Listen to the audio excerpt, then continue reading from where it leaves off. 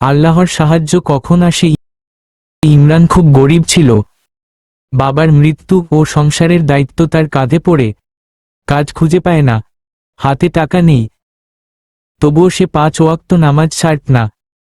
একদিন ভীষণ ক্ষুধার্ত অবস্থায় সে আকাশের দিকে তাকিয়ে বলল, হে আল্লাহ, তুমি ছাড়া আমার আর কেউ নেই। কিন্তু কোনো অলৌকিক কিছু সঙ্গে সঙ্গে ঘটল না। পরদিন ফজরের নামাজ শেষে মসজিদ ঝাড়ু দিতে সাহায্য করল সে।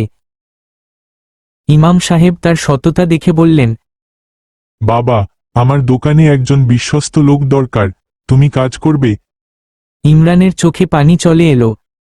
সে বুঝল, আল্লাহর সাহায্য আসে ঠিকই, কিন্তু সঠিক সময়ে, সঠিক পথে।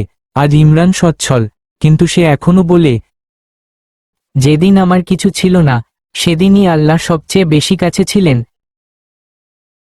পায়রা শিক্ষা: আল্লাহর সাহায্য দেরি হতে পারে, কিন্তু কখনো ভুল সময়ে আসে না। ধৈর্য আর দোয়া, এই দুটো কখনো ব্যর্থ হয় না।